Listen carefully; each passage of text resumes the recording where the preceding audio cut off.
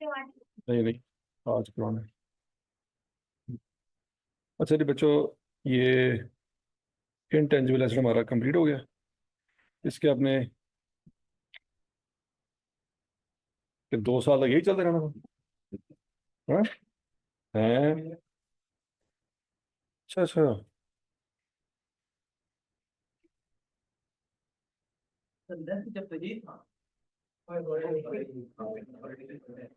अभी बड़ा कुछ पढ़ा, अभी तो ये ABC है,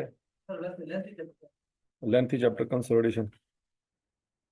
अच्छा, रिलीज हमारा अगला टॉपिक है जी बच्चों, लीज। लीज का टॉपिक समझने से पहले हम जरा क्यूएम की तरफ चलते हैं। क्यूएम का जमाना याद करते हैं।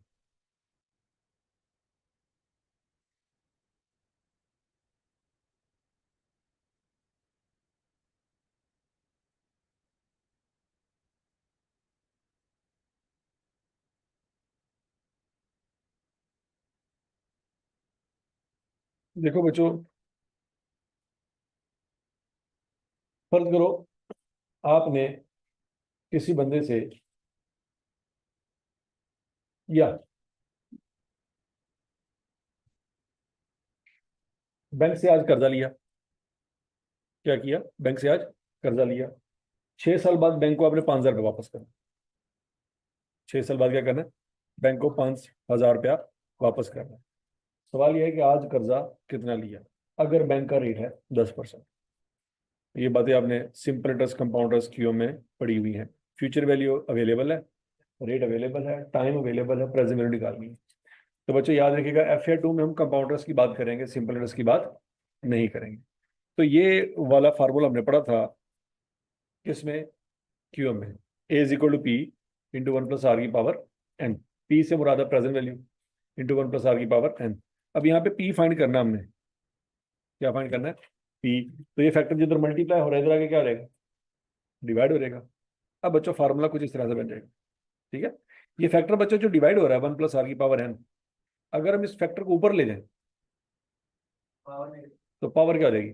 नेगेटिव हो जाएगी। तो बच्चों फार्मूला ये बन सकता है P = A × 1 + R⁴ n। मतलब अगर किसी वैल्यू को फ्यूचर में लेके जाना है तो पावर पॉजिटिव, और अगर फ्यूचर की किसी वैल्यू को उठा के आज आज की तारीख में लेके आना है तो पावर क्या कर दो? नेगेटिव कर दो। पॉइंट समझ आ गया? सिंपल। तो बच्चों अब यहाँ पे इस फार्मूला वैल्यू पुट करो। आपके पास 5,000 अवेलेबल है फ्यूचर वैल्यू।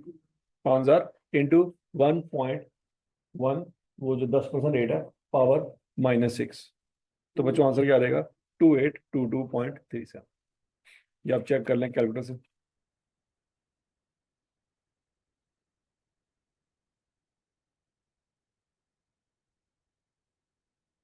2822.36 या 37। ठीक हो गया जी?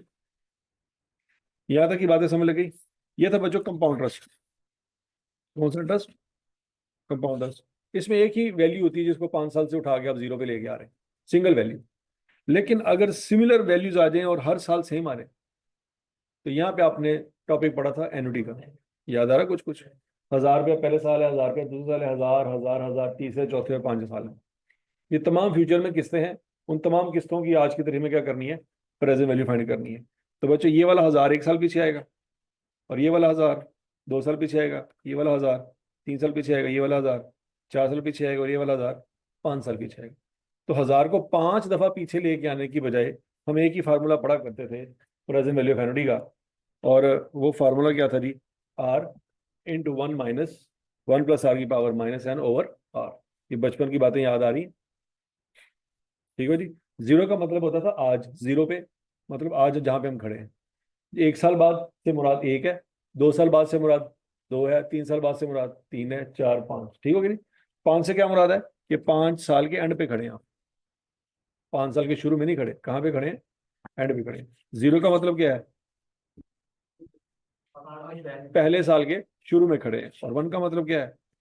पहले साल के एंड पे खड़े। यहाँ तक की बात में लगी? तो बच्चों ये फार्मूला हम लगाते थे 1,000 × 1 - 1.06 -5 और 0.06। तो बच्चों प्रेजेंट वैल्यू आ जाती थी 4212.36। याद आया कुछ कुछ? अच्छा, लेकिन बच्चों अगर ऐसा हो कि किस्तें हर साल के एंड पे नहीं है, किस्तें हर साल के शुरू में हैं, एक वैल्यू 0 पे ही है, आज की तारीख में ही है। फिर पहली वैल्यू पहले साल के एंड पे है या दूसरे साल के स्टार्ट में है। पहले साल का एंड जहां पे हो रहा है वहीं पे दूसरे साल का स्टार्ट हो रहा है, एक दिन का फर्क है, ऐसी है। फिर दो पे जो पहली जो इंस्टॉलमेंट है वो दूसरे साल के एंड पे है या तीसरे साल के स्टार्ट में है। जो 3 पे इंस्टॉलमेंट है ये कौन सी है, शुरू में, चौथे के स्टार्ट में है। और ये तो कोई ये नहीं कह सकता था सर छठे साल की इंस्टॉलमेंट नहीं है, छठे साल की इंस्टॉलमेंट है, लेकिन वो कहाँ पे नजर आ रही है, वो 5 पे नजर आ रही है। अकल आ रही, नहीं समझ रही, बोलो सही। तीसरे साल की इंस्टॉलमेंट कहाँ पे नजर आ रही है, दूसरे पे नजर आ रही है। ध्यान नाल शाबाश, ठीक है। अब बच्चे यहाँ पे देखो, एक इंस्टॉलमेंट ऐसी है जिसमें कोई डिस्काउंटिंग नहीं होनी, क्योंकि वो वैल्यू 0 पे ही है। हमने वैल्यू कहाँ पे निकालनी है, 0 पे, वो वैल्यू ऑलरेडी 0 पे है, तो उसमें कोई डिस्काउंटिंग नहीं होनी। तो बच्चों उसको वैसे का वैसे लिख दिया करेंगे। अगर इंस्टॉलमेंट एडवांस में है तो एक इंस्टॉलमेंट 0 पे ही है, उसकी कोई डिस्काउंटिंग नहीं होगी, उसको निकाल के साइड पे कर दो। बाकी कितनी इंस्टॉलमेंट है जिनकी डिस्काउंटिंग होनी है, 5 इंस्टॉलमेंट है जिनकी डिस्काउंटिंग हो, तो उन 5 पे वही फार्मूला लगाएंगे जो ऊपर पड़ा हुआ है। नहीं समझ रही, नहीं समझ रही, तो क्लियर है, नहीं समझ रही। जब इंस्टॉलमेंट होगी बच्चों at the end of each year, तो फिर सारी डिस्काउंट होगी, क्योंकि सब इंस्टॉलमेंट 0 पे आना है। लेकिन अगर इंस्टॉलमेंट होगी at the start of each year, तो एक तो 0 पे ही खड़ी है, उसको कुछ नहीं करना। बाकी जो किस्तें हैं उन्होंने 0 पे आना है। तो कितनी किस्तें 0 पे आना है, 5 किस्तें, टोटल किस्तें 6 हैं। टोटल किस्तें कितनी है, 6। 5 ने 0 पे आना है, एक तो 0 पे ही है, तो जो 0 पे है वो 0 पे रहने दें, उसकी कोई डिस्काउंटिंग करने की जरूरत नहीं है। बाकी 5 को 0 पे ले, तो उसमें फार्मूला वही लगेगा जो ऊपर लिखा हुआ। तो समझ आ गई बात है। तो बच्चे टोटल कर लेंगे तो 5212.36 आ जाएगा। क्लियर,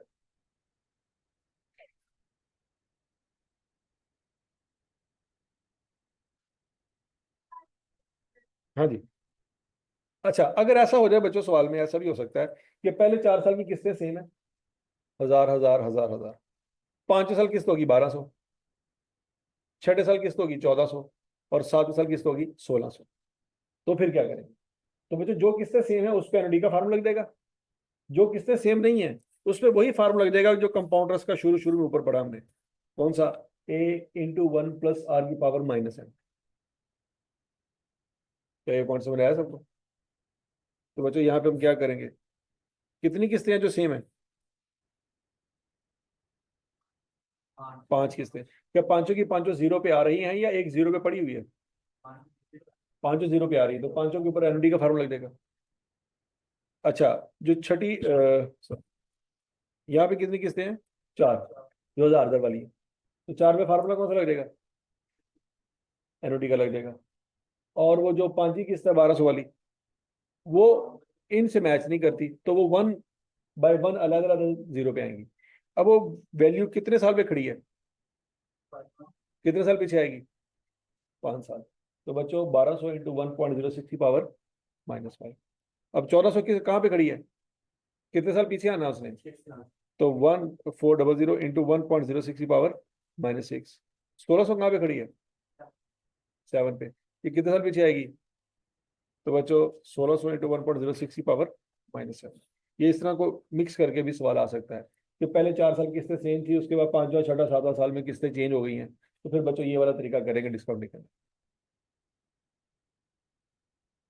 डिस्काउंटिंग समझ आ गई, ये डिस्काउंटिंग का कंसेप्ट बच्चों लीज में इस्तेमाल होना है, इसलिए आपको ये पहले बता दिया गया। ठीक है, हाँ जी। हाँ, आपके पास कैलकुलेटर तो टेबल की जरूरत नहीं है, अगर आप टेबल इस्तेमाल करना चाहते हैं कर ले, कोई मसला नहीं है। हाँ जी, हाँ जी, हाँ जी। इंपॉर्टेंट पॉइंट टू रिमेंबर, ये सारी बातें बच्चों मैंने आपको पढ़ा दी हैं, ये एग्जाम्पल से ननी मुन्नी से आपने कर लेनी, ठीक है। अब है जी लीज का असल contract. Lease is a contract that conveys right to use an asset for a period of time in exchange for consideration. यहाँ पे 3 काम हो रहे हैं बच्चों। एक बंदे को एसेट इस्तेमाल करने का राइट मिल रहा है, एसेट नहीं मिल रहा, क्या मिल रहा है? राइट मिल रहा है, क्या आप इस्तेमाल करें। ठीक है। अच्छा, एक दिन के लिए नहीं, एक अरसे के लिए, पीरियड ऑफ टाइम। साल भी हो सकता है, 2 साल भी हो सकता है, 3 साल भी, 4 साल, 10 साल, 100 साल। ठीक हो गया। मुफ्त में मिलेगा राइट? नहीं, आपको कुछ पे करना पड़ेगा। अगर तो कुछ पे नहीं करना पड़ रहा, वैसे ही आपको राइट मिल गया है, तो फिर ये लीज नहीं है। और अगर आपको ये राइट एक पीरियड ऑफ टाइम के लिए नहीं मिला, एक दिन के लिए मिला है, तो फिर भी ये लीज नहीं है। और अगर आपको राइट नहीं मिला तो फिर भी ये लीज नहीं है। तो लीज के लिए 3 बातें होना जरूरी है। क्या? Right to use an asset, आपके पास इस्तेमाल करने का इख्तियार है for a period of time. 1 साल भी हो सकता है, 6 महीने भी हो सकते हैं, 1.5 साल भी हो सकता है, 2 साल भी हो सकता है, 5 साल भी हो सकता है, 10 साल भी हो सकता है। और इन एक्सचेंज फॉर, मुफ्त में नहीं। मतलब भाई अपने भाई को कहता है कि यार ये मेरा मकान है, तू ले ले, और मुझे 1 रुपया भी ना दे, तो क्या ये लीज है? ये लीज नहीं। Right to use an asset for a period of time तो है, लेकिन बदले में कुछ नहीं। तो बताइए, तो ये लीज नहीं है, ये इन्फोर्सेबल बाय लॉ नहीं है। राइट टू यूज तो क्या बना जी? For example property, plant and machinery and vehicle etcetera, इसमें भी इंटेंजिबल एसेट भी आ सकता है। There are 2 parties involve in lease contract. अच्छा, लीज का कॉन्ट्रैक्ट में हमेशा कम से कम कितनी पार्टीज इन्वॉल्व होंगी? 2, 3 भी हो सकती हैं, 4 भी हो सकती है, लेकिन कम से कम कितनी होंगी? 2 होंगी। एक वो बंदा जिसके पास एसेट था और उसने किराए पे दे दिया आपको, वो बंदा क्या कहलाएगा? लेसर। हॉस्टल का मालिक था, उसने आपको कमरा दे दिया रेंट पे, या आप इस्तेमाल करें, तो वो लेसर है। समझ आ गई? N entity that provides the right of use an asset for a period of time in exchange for consideration. जिसने आपको ये राइट दिया, वो बंदा खुद कौन है? लेसर है। और जिसने ये राइट लिया, an entity that obtains the right to use an asset, जो हासिल कर रहा है और जो प्रोवाइड कर रहा है। समझ लगी? जिसने, मतलब सादे अल्फाज में, जिसका एसेट है उसने ये इख्तियार किसी और को दिया। अगर वो उसका एसेट ही ना होता तो इख्तियार किसी और को दे ही नहीं सकता। पॉइंट समझ आ रहा है कि नहीं आ रहा? हॉस्टल का मालिक है, हॉस्टल उसने बनाया है, तो वो फिर कौन है? इन दोनों में से कौन है? कौन है?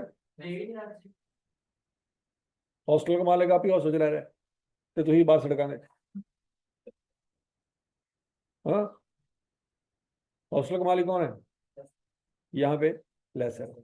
और जिसने कमरा किराए पे लिया, वो कौन है? लेसी। अकल आ गई? और समझ लगी बात है? क्या वो हॉस्टल का मालिक मुफ्त में कमरा दे रहा है? ये?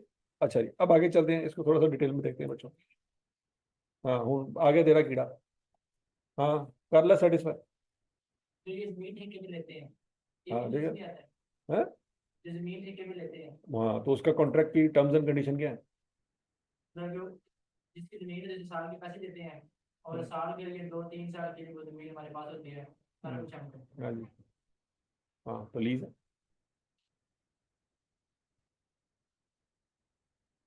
अच्छा जी, अब जरा बच्चों आगे देखते हैं। On 1 January 2020, a company obtains a small bottling and labeling machine from a leasing company under a lease। किस दिन ये कॉन्ट्रैक्ट हुआ? ये कब से? 2020 को। क्या कॉन्ट्रैक्ट हुआ? एक मशीन लेंगे, और मशीन देने वाला कौन है? कौन सी company? Leasing company. Leasing company, ध्यान रख। कौन सी कंपनी? ठीक है। बोलो ऊंची, बोलो ऊंची बोलो। Leasing company. तो क्या लीजिंग कंपनी मशीन खुद बनाती है? नहीं, में इलेक्ट्रॉनिक्स नाम सुना होगा आपने, अफजल इलेक्ट्रॉनिक्स, किस्तों पे चीजें देते हैं। तो क्या वो चीजें खुद बनाते हैं? नहीं, इसका मतलब है वो कहीं और से चीजें लेते हैं।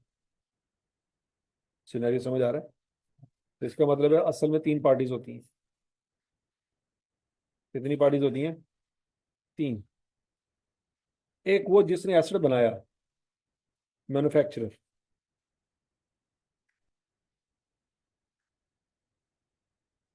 ठीक हो गया। एक वो जिसने एसेट लिया लेकिन उसने लीज पे आगे दे दिया, तो जिसने लेसर बाय किया और लीज पे आगे दे दिया वो क्या बन गया? लेसर। और जिसने एसेट ले लिया और किस्तों पे पैसे दे रहा है वो कौन बन गया? Lesi.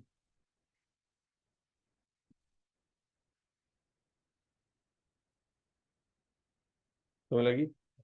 MCB bank, Meezan bank, Allied bank, ये सारे बैंक किस्तों पे गाड़ियां देते हैं। तो क्या ये गाड़ियां खुद बनाते हैं? गाड़ियां बनाने वाली फैक्ट्री कोई और है, कंपनी कोई और है। उसने गाड़ी कैश पे दी होगी, तो उसने गाड़ी किस्तों पे नहीं दी होगी बैंक को। किस पे दी होगी? कैश पे दी होगी। तो किसके नाम होगी वो गाड़ी? और बोलो तो गूंगे हो। बैंक के नाम पे होगी। बैंक ने आगे गाड़ी आपको दे दी तो वो आपके नाम करवा देगा? वो आपके नाम नहीं करवाएगा, आपको इस्तेमाल करने का इख्तियार देगा। कोई डॉक्यूमेंट एक स्टाम्प पेपर पे लिख के दे देगा कि यार ये बंदा है, हमने गाड़ी इसको दी है, ये इस्तेमाल कर सकते, लेकिन आपके नाम पे नहीं होगी। समझ लगी? इसीलिए वो बैंक वाले अगर आप किसने पे नहीं करेंगे उठा के ले जाएंगे गाड़ी। अगर आपके नाम के ऊपर है तो फिर तो आप एफआईआर करवा सकते हैं, तो भाईजान मेरी गाड़ी चुक के ला गए। तो आप इसलिए कुछ नहीं करवा सकते क्योंकि आपके नाम पे ही नहीं है। तो बैंक आपके नाम पे गाड़ी नहीं करता। कब तक नहीं करता? जब तक आखिरी किस्त ना पे। पॉइंट समझ आ गया कि नहीं आ गया? तो बच्चों इसका मतलब है असल में तीन पार्टियां होती हैं, लेकिन चूंकि डील इन दोनों के दरमियान हो रही है तो हम दो को डिस्कस कर रहे हैं। ठीक हो गया जी? The cash price of machine was 7710। यहां तक की बात समझ लगी? अगर ये बंदा सीधी मशीन यहां से लेता तो कितने की मिलती?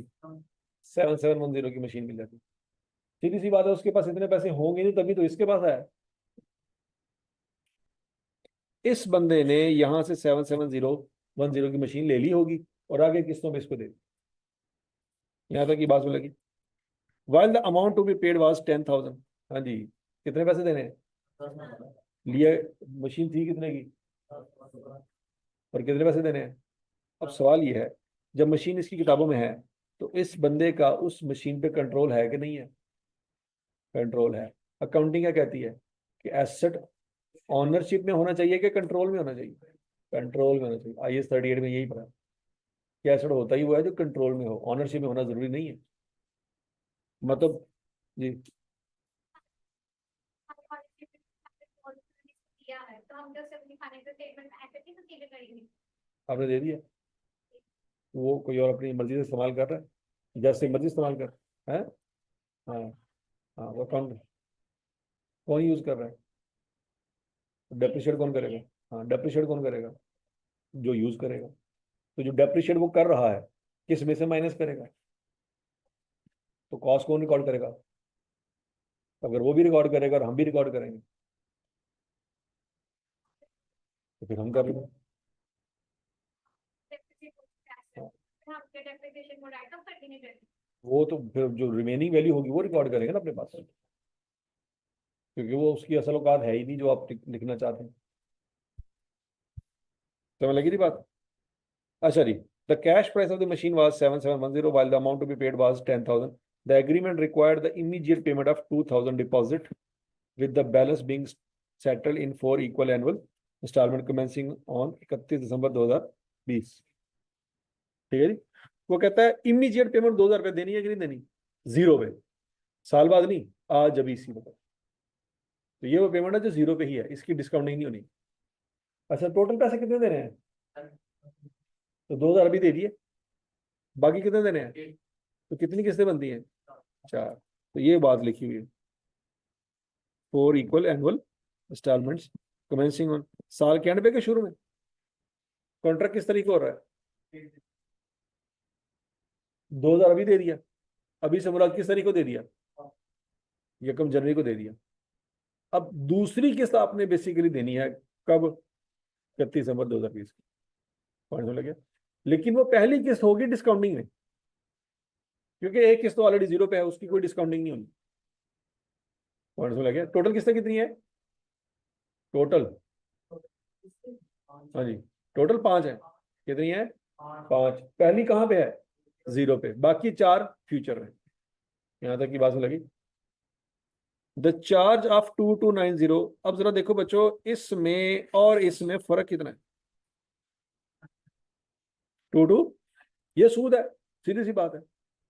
ये क्या है? सूद है। सूद क्या होता है कि अगर आपने किसी चीज के पैसे देने हैं और टाइम गुजरने की वजह से आप एक्स्ट्रा पैसे दे रहे हो, मतलब वो चीज वाले पैसे नहीं है, मतलब उसकी असल कीमत कम थी, आप जो पैसे एक्स्ट्रा दे रहे हो वो उस चीज के पैसे नहीं है, वो टाइम के पैसे जो डिले किया आपने। ये बात बता रही, ठीक है। The charge of 2290 represent interest of 15% per annum. ये जो इंटरेस्ट आप पे कर रहे हो 2290, इसके ऊपर उसने कहा जी रेट बनता है 15%। वो कैसे बनता है, वो बड़ी लंबी दास्तान है, क्यों में आपने पढ़ी हुई है, तो वहाँ बाद में भी आपको रिवाइज करवा दूंगा कि अगर आपके पास सारी अमाउंट्स गिवन हो तो रेट निकालना हो, निकाल सकते हैं ना? तो बोलो तो सही। क्यों में पढ़ा हुआ है, अभी शायद भूल गए होंगे, लेकिन क्यों में पढ़ा हुआ है कि प्रेजेंट वैल्यू भी है, फ्यूचर वैल्यू भी है, टाइम भी है, तो रेट निकल आता है। तो उसने रेट निकाल के आपको दिया हुआ कितने percent? 15%। Calculated on the remaining balance of the liability during each accounting period. Depreciation on the plant is to be provided for at the rate of 20% per annum on straight line basis। 20% rate है बच्चों, कितने सालों में asset खत्म हो जाएगा? 5 सालों में 20 20 20 20 20। तो लगी बात। तो यहां से पता लगा एसेट की लाइफ भी 5 साल ही है। 5 साल में किस्तों में गुजर जाएंगे, 5 साल एसेट को गुजर जाएंगे, स्टोरी खत्म हो जाएगी। अज्यूमिंग रेजिडुअल वैल्यू ऑफ नील, 5 साल बाद उसकी वैल्यू क्या होगी? मतलब ये एसेट वापस नहीं जाना, ये वापस चला भी गया तो उसकी रेजिडुअल वैल्यू क्या होगी? 0 होगी। Ownership of asset is expected to be transferred to lessee at the end of। जब आखिरी किस पे करेगा, ऑनरशिप ही दे देंगे, तो इसका मतलब ऐसा सच्ची मुच्ची वापस जाने ही कोई नहीं। अच्छा जी, अब रिक्वायरमेंट क्या है बच्चों? Calculate lease payment and present value of lease payment. Lease payment होता है कि एक्चुअल में कैश कितना दिया आज और फ्यूचर सब मिला के, डिस्काउंटिंग नहीं करनी। एक्चुअल में इस कॉन्ट्रैक्ट के पीरियड में टोटल कितने पैसे दिए? 10,000, ये आपकी लीज पेमेंट है। तो ये लॉजिकली बात सुनाई। इस लीज कॉन्ट्रैक्ट में एक्चुअल में कैश कितना दिया डिस्काउंटिंग के बगैर? 10,000। अब निकालनी है discounting, present value of lease payment. निकाल सकते हैं आप, रेट आपके पास गिवन है, लॉजिक मैंने आपको बता दिया। एक चीज की डिस्काउंटिंग नहीं होनी, बाकी 4 की डिस्काउंटिंग होनी है। करें जरा, शाबाश। एनुटी से करेंगे।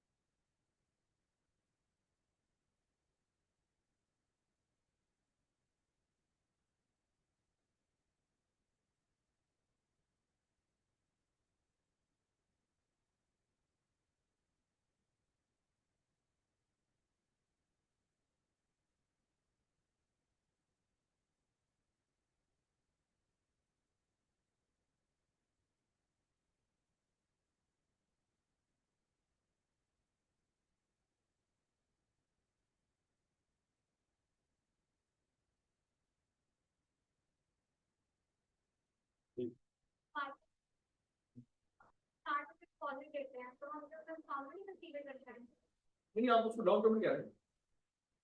Down payment. That is down payment. अभी डाउन कॉन्ट्रैक्ट जो पैसे दिए वो डाउन पेमेंट। जो 4 साल लाइफ कंसीडर करें, क्योंकि 4 साल हाँ बिल्कुल।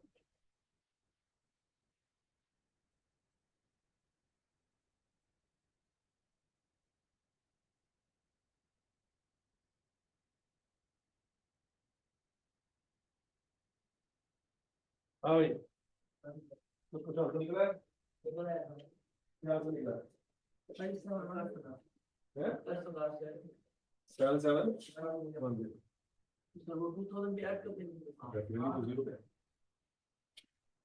तो समझ लगी बात।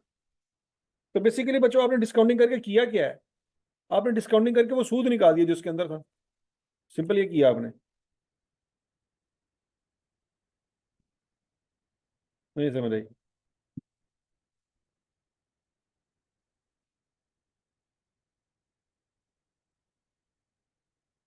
ये बच्चों पहला सवाल है, जरा ध्यान से देखें।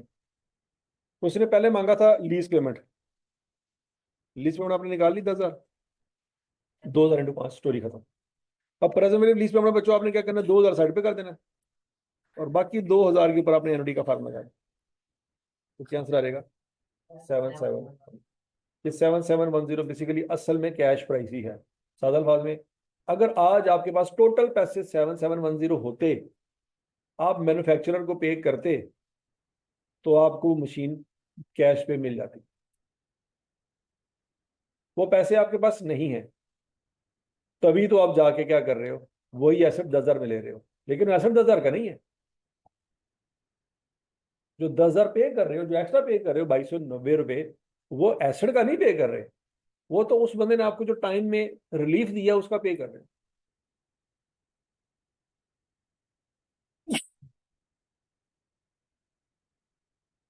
यहां तक की बात में लगी? यहाँ पे कोई इशू है तो बताएं।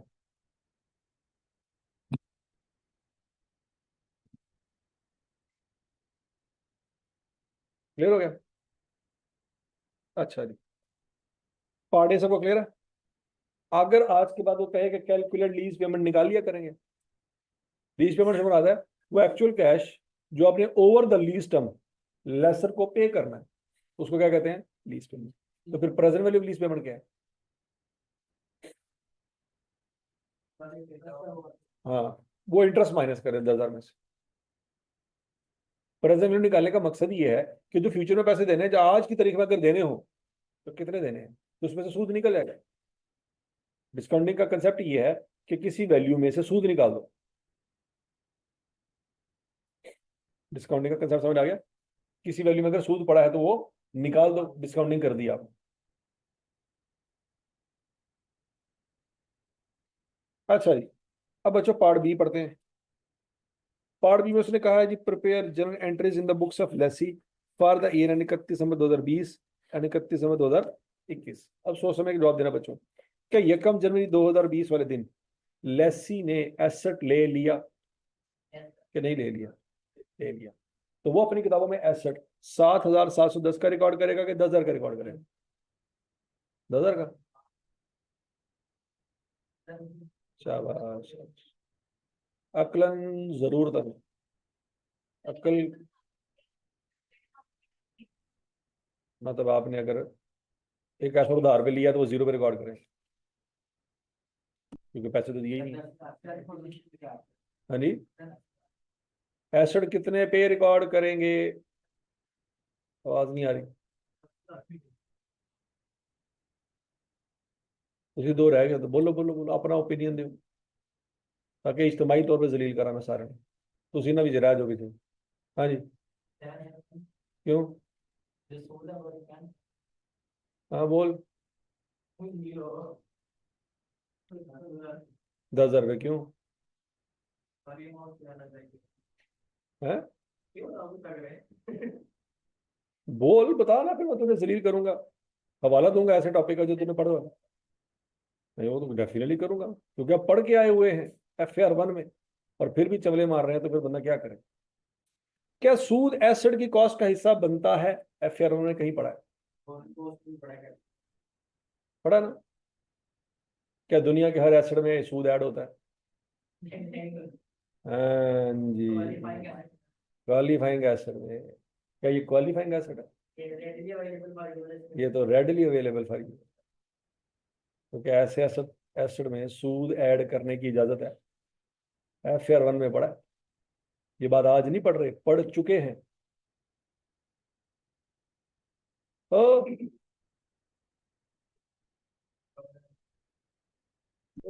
समझ आती है जलील होने के बाद? वैसे तो समझ आ ही नहीं सकती। अच्छा, टेस्ट कर रहा था। वाह वाह वाह, शाबाश।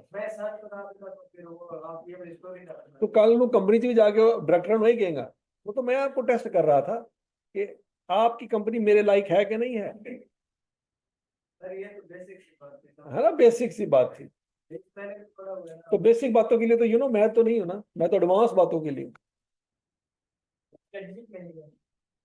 मैं तो बेसिक बातों से तो नहीं मैं पैदा हुआ ना, क्योंकि मैं बेसिक तरीके से पैदा ही नहीं हुआ। मैं तो सीधा, तो मैं तो बेसिक इंसान ही नहीं हूँ, है ना। बात तो हाँ। तो बच्चों, एसिड को डेबिट करेंगे 7710 पे। क्यों डेबिट करेंगे? क्योंकि IS 23 कहता है कि सूद एसिड की कॉस्ट में नहीं जा सकता अगर वो क्वालिफाइंग एसेट नहीं है। ये कौन कहता है?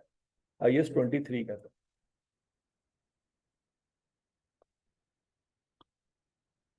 समझ आ गई बात? चलिए समझ आई, बोलो तो सही। अच्छा, अगला पॉइंट, 7710 आपके एसेट की वैल्यू है जिसके ऊपर आप डेबिट करेंगे। और वो किस स्टैंडर्ड के मुताबिक 7710 बनता है? IS 16 के मुताबिक भी बनता है और 23 के मुताबिक भी बनता है। तो लगी बात? तो फिर आपके ऊपर कर्जा कितना है? कर्जा भी आपके ऊपर 7710 ही है। अब आप सोचेंगे नहीं सर, कर्जा तो 10,000 का है। कर्जा 10,000 का नहीं है। ये किस बात पे है? आपने इंट्रोडक्शन टू अकाउंटिंग में क्रूअल एंड प्रीपेमेंट पढ़ा है। एक फर्ज करें, एक बंदे ने आज कर्जा लिया 10 लाख रुपए, 5 सालों बाद वापस करना है 15 लाख रुपए। तो आज वो अपनी किताबों में 10 लाख लिखेगा कि 15 लाख? 10 लाख लिखेगा। वो जो 15 लाख उसने पे करना है वो वक्त गुजरने के साथ बनेगा, आज 15 लाख नहीं। नहीं बात सुन रही? आज आपके सर पे कर्जा 10,000 नहीं है। क्यों? फर्ज करें ये कॉन्ट्रैक्ट हुआ 9 बजे, कितने बजे कॉन्ट्रैक्ट हुआ? हाँ 9 बजे कॉन्ट्रैक्ट हुआ कि भाईजान लीज एसिड है, थोड़ा सा देना कर्जा है। ठीक हो गया। हाँ, अगर आपने ये कर्जा 5 साल में पे करना है तो फिर आपको 10,000 पे करना है। ऐसे ही है। आपके दोस्त ने फोन किया, किधर है? आपने कहा यार मैं दुकान पे आया हूँ यार, मेरे पास पैसे नहीं थे तो मैं लीज पे एसिड ले लिया। वो कहते कितने का एसिड है? आपने कहा यार 7,000 710 का। वो कहता रुक जा, मैं आ रहा है तेरे को। वो आया पैसे लेके। वो जो दुकानदार था वो कहता 10,000 दो। तो आप उसको आज जब इसी वक्त पैसे देंगे 10,000 देंगे? वो कहेंगे यार 10,000 का था। वो कहना भाई 10,000 रुपये लेना थोड़े को। आप कहेंगे यार 10,000 लेना तो है लेकिन वो तो 5 सालों में लेना है ना, मैं तो आज अभी इसी वक्त आपको पैसे दे रहा हूँ, तो आज अभी इसी वक्त 10,000 मैं क्यों दूं? तो वो कहेगा भाई तो मैनू नहीं पता, मैं तो आपको 10,000 ही लेना है। तो आप कहेंगे ठीक है 10,000 ले ला। फिर आज क्यों दइए? फिर आज मैं नहीं दूंगा, फिर 2-2 हजार करके किस्तें ले लूंगा उससे। नहीं लॉजिक समझ आ रहा? अकलमंद, अकलमंद यही थी कि वो बंदा अपनी लाइबिलिटी सेटल कर लेता। किसमें? किस अमाउंट में सेटल कर लेता? 7710। आज अभी इसी वक्त आप कर्जा उतारना चाहते हैं तो कितने पैसे देने पड़ेंगे? 7,000 710। अगर वो 10,000 मांगेगा तो उन्होंने कहा ठीक है फिर किस्ता देना। सानू कहना सवाब है आज तुम 10,000 रुपये दे दिए हैं, तो मशीन जरूर लेनी है। नहीं, दोस्त चेक करने वास्ते कि दोस्त है भी नहीं कि नहीं, तू मशीन ले ला जाके। वैसे भी 500 मांग तो वहां पर जाते तो वो उन्होंने पता है ना तू कारोबार नहीं कर सकता। हैं। बताइए कि भाई ये वो दोस्त है जो कारोबार करेगा। वो मशीन लाके उन्हें जूस काट के पीना नहीं है, वो कारोबारी दोस्त है। उसको पता है कारोबार करेगा कमाएगा, कल सानू ही मिलेंगे। वेले ने खटवाना कौन देता है? समझ लगी बात? तो बच्चों राइट ऑफ यूज किस पे डेबिट करेंगे? 7710 पे। उसकी ज्यादा वजह है क्यों डेबिट करेंगे, क्योंकि वो क्वालिफाइंग एसेट नहीं। अगर क्वालिफाइंग एसेट होता तो उसमें सूद ऐड हो सकता था, लेकिन वो क्वालिफाइंग एसेट ही नहीं है। अच्छा, लीज लाइबिलिटी 10,000 से क्रेडिट क्यों नहीं करेंगे? क्योंकि 10,000 तो देने फ्यूचर में। आज अभी इसी वक्त आपके सर पे कर्जा कितना है? 7,710 का कर्जा। ठीक हो गया। अच्छा, अब 1 जनवरी वाले दिन ही आपने उसके मुंह पे पैसे मारे। कितने पैसे मारे? 2,000। तो बच्चों आपके सर से कर्जा कम हो गया, 2,000 से आपकी लीज लाइबिलिटी कम और आपका कैश भी कम। ये दो एंट्रियां इकट्ठी भी हो सकती थी, मैंने लहदा की। ये बात समझ आ रही? तो बोलो तो सही। अब एसेट आपके पास आ गया, डेप्रिशिएट कौन करेगा? जिसके पास एसेट पड़ा है। उसने तो आपको दे दिया, ऑनरशिप उसके पास है, कंट्रोल आपके पास। ठीक हो गया। तो बच्चे 31 दिसंबर 2000 वाले दिन जो 12 महीने गुजर गए, आप पैसे को क्या करेंगे, डेप्रिशिएट करेंगे। किसको किस पे डिवाइड करेंगे, 7710 डिवाइडेड बाई 5, या उसने रेट दिया हुआ सवाल में कितने परसेंट, 20%। तो डेप्रिसिएशन एक्सपेंस डेबिट और एक्यूमुलेटेड डेप्रिसिएशन क्रेडिट। तो यहाँ तक की स्टोरी समझ आ गई। 3 एंट्री करें ना बच्चों, ये 2000 सन 2000 में ये एंट्री करेंगे, 2001 है 2020 है, 2020 है। तो बच्चों यहाँ पे 2020 लिख लेते हैं।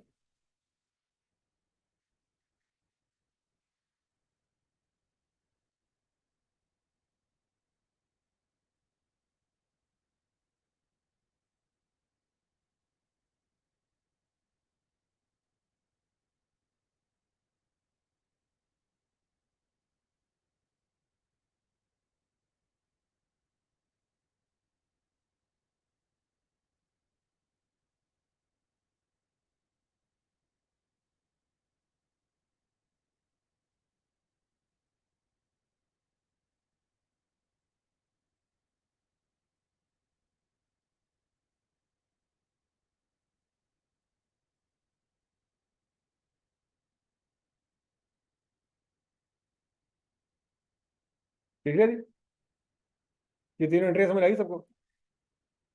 पार्ट बी भी क्लियर है सबको। अब part C, prepare extracts from the statement of financial position as at 31 December 2021 and statement of comprehensive income for the year ended including comparative. Comparative से क्या मुराद है बच्चों, पिछला साल भी आएगा ऐसी। अच्छा, पार्ट बी में बच्चों एक और चीज भी आती है, 21 की भी एंट्रियां मांगी है उसने। अच्छा, जब 21 में जाएंगे तो आपको पता है कि आपके इस लोन के ऊपर सूद पड़ चुका होगा, साल गुजर गया, उस सूद की कैलकुलेशन करनी है। तो समझ आ रही बात। तो उसके लिए बच्चों एक वर्किंग किया करेंगे, बड़ी मशहूर और बड़ी इंपॉर्टेंट वर्किंग है। उसको हम कहते हैं फाइनेंस चार्ज एलोकेशन टेबल या अमोर्टाइजेशन टेबल। ये भी आपने क्यूएम में पढ़ा हुआ था, लेकिन आपको याद कोई नहीं है, तो उसको दोबारा जरा देख लेते हैं। तो इसमें बच्चों 1 2 3 4 5 कॉलम बनेंगे। कितने कॉलम बनेंगे, 5 कॉलम। बना रहे जरा, शाबाश। पहला कॉलम किस चीज का होगा, डेट। दूसरा कॉलम पेमेंट। तीसरा कॉलम इंटरेस्ट। चौथा कॉलम प्रिंसिपल रीपेमेंट। पांचवा कॉलम,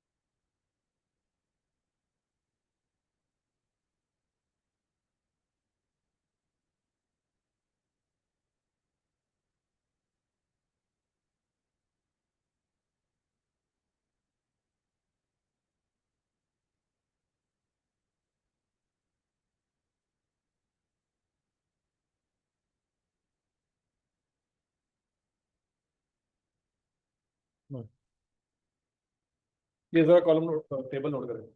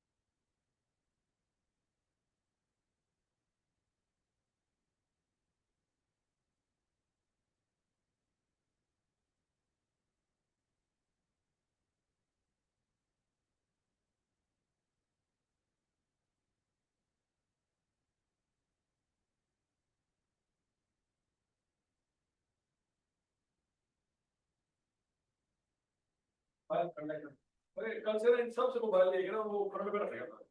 यस सर बैंक कर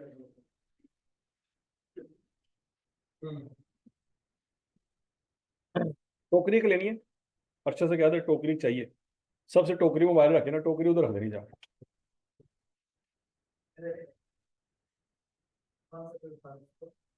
वहां से कोई उठा लेगा तो उसे उठान दोगे कैसे में? अच्छा जी, तो उसे कहना टीचर चुकिया जाए, कोई मसला नहीं, मोबाइल ना चुकिया जाए।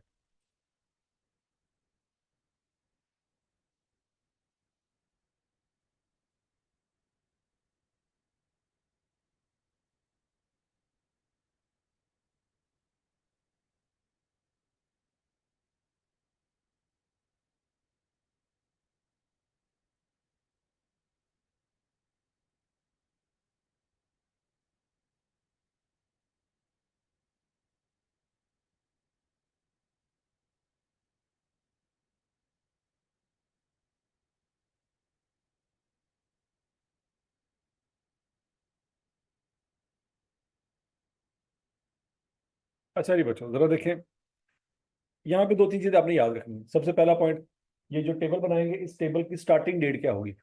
इस टेबल की स्टार्टिंग डेट होगी date of contract, accounting year नहीं होगी। बात लगी है? ये इत्तफाकिया तौर पे बच्चों आपका अकाउंटिंग ईयर स्टार्ट भी 1 जनवरी से हो रहा है और कॉन्ट्रैक्ट भी 1 जनवरी को हो रहा है, लेकिन हमेशा ऐसा नहीं होगा। क्या हॉस्टल में कमरा आपको हमेशा 1 जनवरी को ही मिलता है? नहीं। पॉइंट समझ लग गया? तो हॉस्टल का कॉन्ट्रैक्ट का ताल्लुक अकाउंटिंग ईयर से कोई लेना देना उससे नहीं है। आपको जून में कमरा चाहिए तो 1 जून को जाके बात करेंगे। किसी बंदे को सितंबर में कमरा चाहिए तो सितंबर में जाएगा, वो 1 जनवरी का रेंट क्यों पे करेगा? पॉइंट समझ लग गया? अकाउंटिंग ईयर अपने हिसाब से चलेगा और कॉन्ट्रैक्ट अपने हिसाब से चलेगा। तो ये टेबल किसकी बेस पे बनेगा? कॉन्ट्रैक्ट की डेट पे बनेगा, अकाउंटिंग ईयर की डेट पे नहीं बनेगा। ये बात याद रखनी है, ये बड़ी इंपॉर्टेंट बात। 1 जनवरी 2000 यहाँ पे लिखा है तो बच्चों ये अकाउंटिंग ईयर की डेट नहीं है, ये कॉन्ट्रैक्ट की डेट। अच्छा, उस दिन आपका इनिशियल बैलेंस कितना था जो आपके सर पे कर्जा चढ़ गया था? 7710। ये बच्चों हम लिखेंगे बैलेंस के तौर पे, आखिरी कॉलम लिख दिया और लिख दिया सबने। फिर 1 जनवरी वाले दिन ही उसको पेमेंट की है। कितनी पेमेंट की है? 2000। अच्छा, उस 2000 में कोई सूद शामिल है?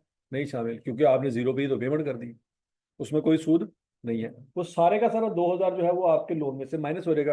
आपका रिमेनिंग लोन 1 जनवरी वाले दिन कितना रह रहेगा? 5710। फिर साल गुजरा, आप 31 दिसंबर वाले दिन आए, 12 महीने गुजर चुके। जब 12 महीने गुजर चुके आपने तो 2000 ही देने ना, आप तो 2000 ही दे रहे हैं, लेकिन उस 2000 के अंदर सूद शामिल है। क्यों शामिल है? क्योंकि आपने वो पैसे आज नहीं दिए, फ्यूचर में दिए। कब दिए हैं? फ्यूचर में पैसे दिए हैं। क्या ये बात समझ लगी सबको? तो जो पैसे आपने फ्यूचर में दिए डेफिनेटली उसमें क्या होगा? इंटरेस्ट ऐड होगा। अच्छा, अब पॉइंट यह कि इंटरेस्ट निकालना कैसे है। अब बच्चों सीधी सी बात है, इंटरेस्ट निकलेगा हमेशा उस अमाउंट पे जो आपके सर पे कर्जा है। आपके सर पे कर्जा कितना है? 5710, उसका ले 15%, वो आपके ऊपर सूद है। समझ लगी? अच्छा, आपने उस कंपनी को जाके 2000 रुपया दिया, वो कंपनी क्या करेगी? सबसे पहले सूद साइड पे करेगी कि भाई जन 856.5 तो हो गया आपका सूद, ये करो साइड पे। बाकी जो पैसे बचेंगे वो आपके लोन में से माइनस होंगे। तो 2000 के बच्चों दो टोटे होंगे, एक 856 और बाकी जो पैसे बच गए हैं 1143.5। ये वो असल में पैसे हैं जो आपके लोन को कम करेंगे। इसको कहते हैं प्रिंसिपल रीपेमेंट। क्या कहते हैं? हकीकत में वो पैसे जो आपके लोन में से कम।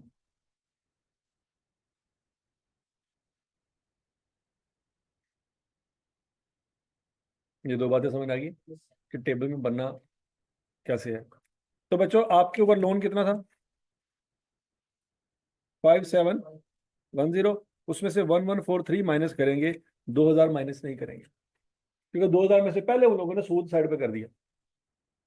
तो क्या कहेंगे? 5710 आपका लोन था, उसमें से 1143 आपकी वापसी हुई है लोन की। आप कहेंगे यार नहीं मैंने तो 2000 दिया है। वो कहेंगे आपके 2000 दिया है लेकिन उसमें से सूद हमने पहले काटा है। समझ लगी बात? तो आपका रिमेनिंग लोन कितना रहेगा बच्चों? 4566.5। ये किस तारीख पे आपका रिमेनिंग लोन रह गया? 31 नवंबर 2020 में रखा यहाँ पे आना। ऐसी है 2020 2020 2020 21 22 23 ऐसे ही है नहीं? अच्छा अगला पॉइंट। फिर अगले साल बच्चों आपने 31 नवंबर 2021 वाले दिन आपने 2000 देना।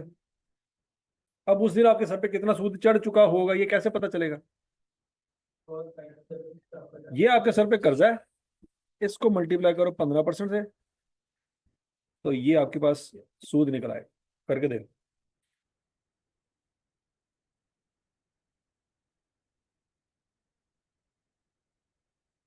टेबल समझ आ गया सबको? अब 2000 में से बच्चों 684 रुपये वो पहले काटेगा, बाकी के जो पैसे बचे होंगे वो यहाँ पे आप रिकॉर्ड करेंगे।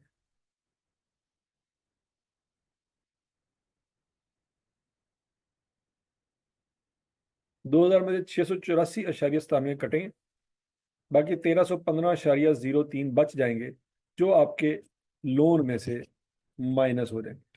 इसमें से माइनस करेंगे, बाकी लोन इतना रह जाएंगे। चेक कर लेता।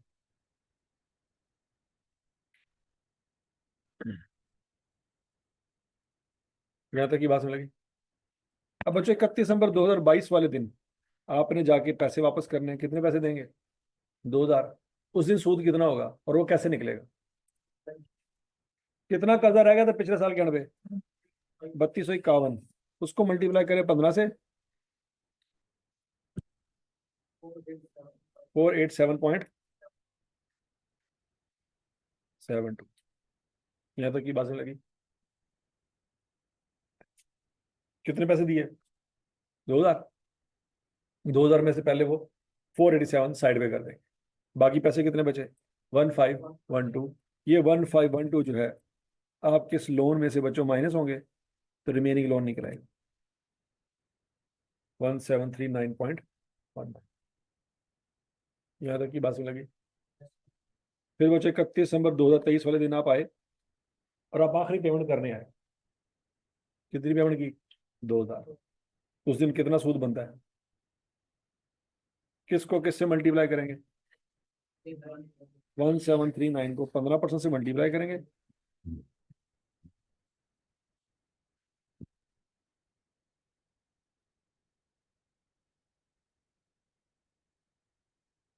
टू 60.88।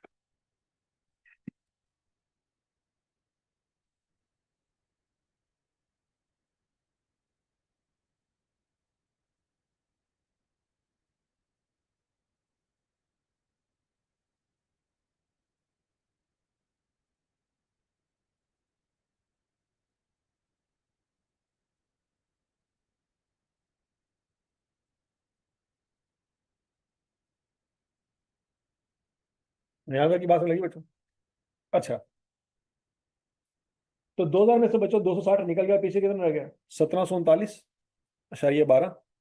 तो 1739.19 के करीब करीब यही आपका लोन था, और आपने जब पेमेंट की तो वो लोन आपका उतर गया। अल्टीमेटली आखिरी वैल्यू आपकी क्या होनी चाहिए?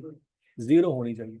अगर आखिरी वैल्यू आपकी जीरो है तो ये इस बात की गारंटी है कि आपका टेबल बिल्कुल ठीक है। तो फ्रैक्शन में फर्क इसलिए आ रहा है बच्चों क्योंकि आपकी वैल्यूज में आपने राउंडिंग ऑफ की हुई। अगर आप राउंडिंग ऑफ ना करते तो फ्रैक्शन में फर्क ना आता। टेबल समझ आ गया सबको? अब बच्चों अगला पॉइंट वो जो है बड़ा इंपॉर्टेंट है।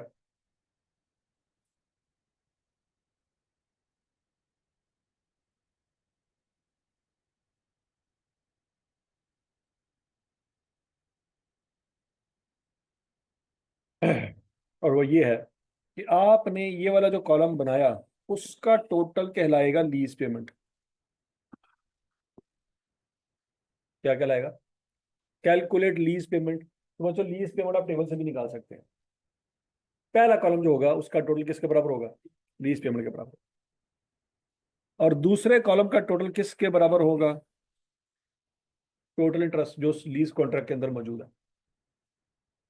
तीसरे कॉलम का टोटल किसके बराबर होगा? Present value of lease payment के बराबर।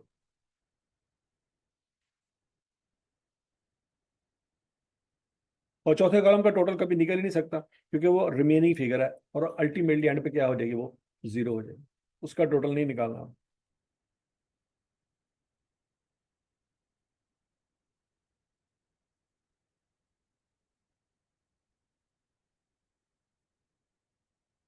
तो लगी बात। बेसिकली हो क्या रहा है बच्चों? पहला कॉलम ही दो टुकड़ों में डिवाइड हो रहा है। जरा गौर से देखो, ये 10,000 का ही हिस्सा हुआ है तो 2290 बना है और बाकी का हिस्सा 7,710 बना है।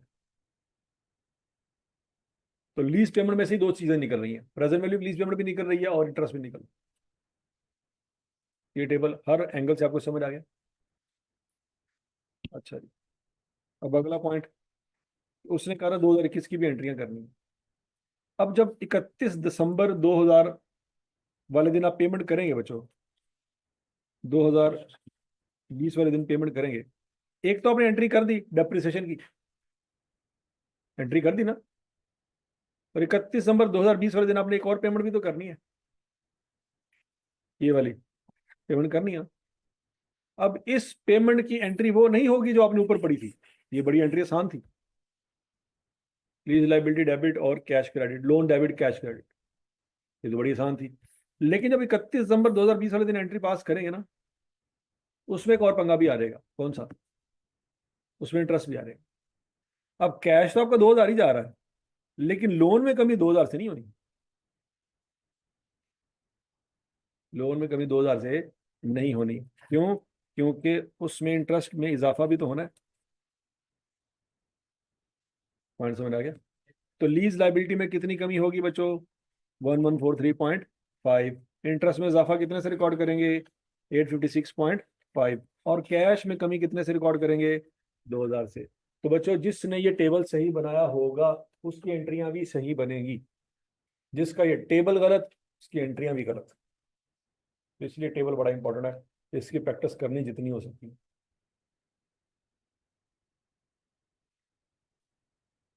31 दिसंबर 2020 वाले दिन पॉइंट समझ आ गया सबको क्या करना है? अच्छा जी बच्चों, अब अगले साल के शुरू में कोई एंट्री नहीं है। क्यों? क्योंकि अगले साल के शुरू में दोबारा मशीन तो नहीं ना ली, मशीन तो एक दफा ले ली। अगले साल के शुरू में कोई एंट्री अगले साल के एंड पे सीधा आ रहे। अगले साल के एंड पे दो एंट्रियां होनी है। कौन कौन सी? एक एंट्री होनी है डेप्रिसिएशन की और एक एंट्री होनी है पेमेंट की। डेप्रिसिएशन वन से अगेन बच्चों 7710 कॉस्ट है, उस पर रेट लगाएंगे 15-20%। क्या आंसर आ जाएगा? 1542।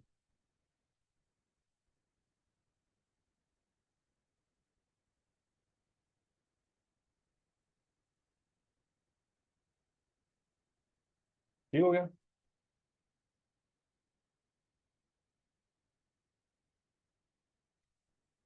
डेप्रिसिएशन एक्सपेंस डेबिट और एक्यूमुलेटेड डेप्रिसिएशन क्रेडिट। क्लियर सबको? अच्छा, फिर 31 दिसंबर 2021 वाले दिन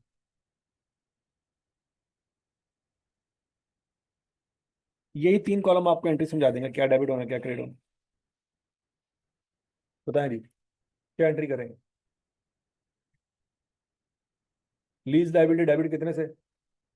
1315 से। और इंटरेस्ट एक्सपेंस डेबिट 684.97 और कैश क्रेडिट 2000।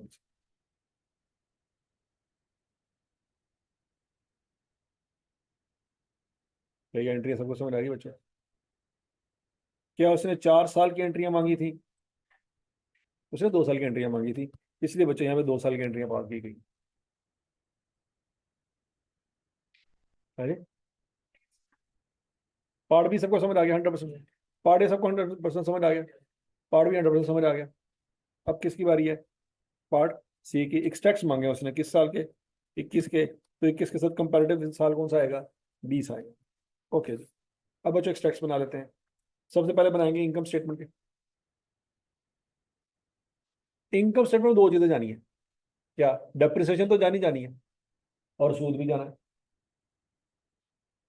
तो बच्चों डेप्रिसिएशन की एंट्री तो आपको पता है, ये सूद की कैलकुलेशन इस टेबल से होनी है, नहीं समझ लगी? तो जिसका ये टेबल गलत, उसकी एंट्री भी गलत और उसके एक्सट्रैक्ट्स भी गलत। टेबल बड़ा इंपॉर्टेंट।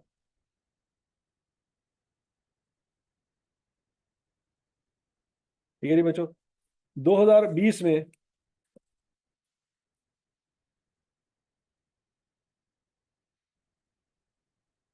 कितना इंटरेस्ट था बच्चों? 856.5। और 21 में कितना था? 684.97। वो लिख देंगे प्रॉफिट लॉस। डेप्रिसिएशन तो हर साल सेम बनी क्योंकि स्ट्रेट लाइन मेथड है।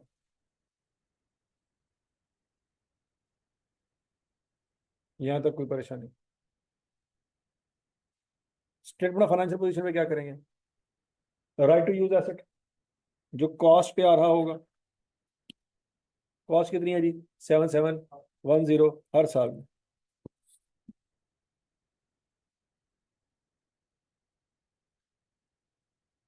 ठीक हो गया? लेस डेप्रिसिएशन, पहले साल में 1542 है और दूसरे साल में 30,084 कैसे आ गई? वो क्यूमुलेट होती जाएगी।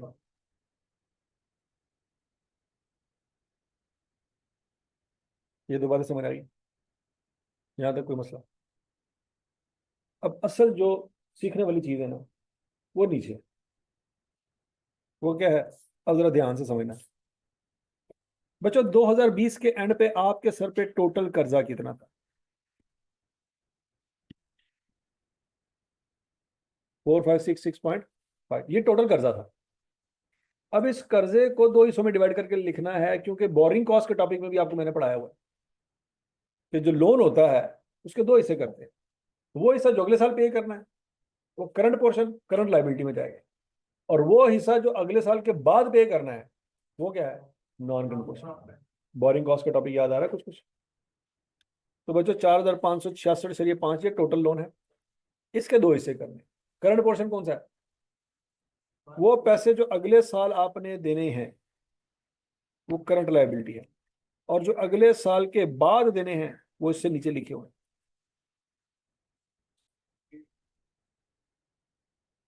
इन दोनों को जमा कर लो बच्चों। हाँ जी। वो जो 3251 बनेगा ना बच्चों, वो अगर आप देखें तो सामने लिखा हुआ है 3251। नहीं समझ लगी? टोटल लोन ये है, लेकिन आपने टोटल लिखना नहीं है, उसके दो हिस्से करने हैं, करंट पोर्शन और non current portion. Current portion कितना है? 1315.03। और नॉन करंट पोर्शन कितना है? 3251.4। ये 2020 की बैलेंस शीट में ये दोनों बातें समझ आ रही हैं? 1315.03 और 3251.47।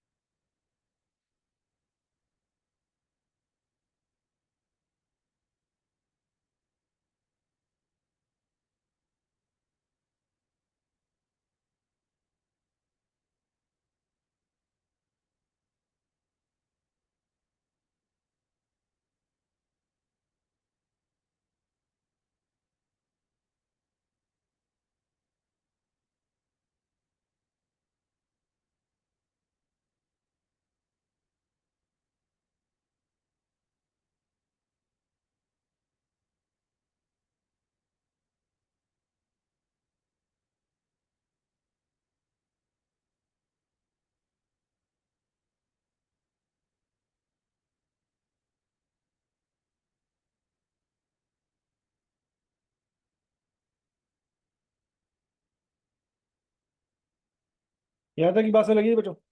अब 2021 में दोबारा टेबल देखा जरा। 2021 में आपका टोटल लोन कितना है?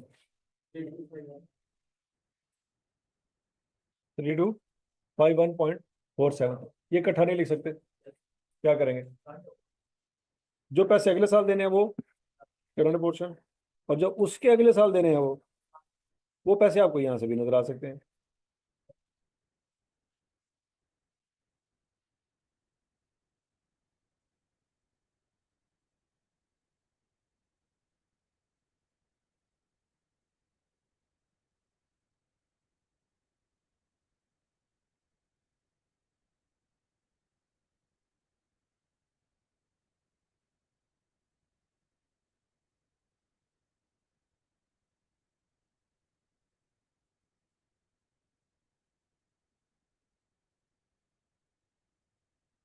समझ आ गई सबको?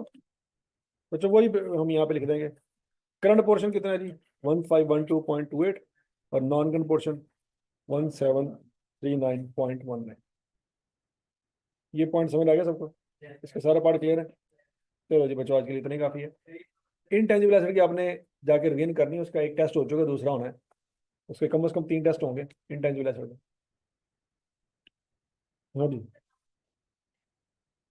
तैयारी कर लें, किसी वक्त भी हो सकता है, हो सकता है कल हो जाए।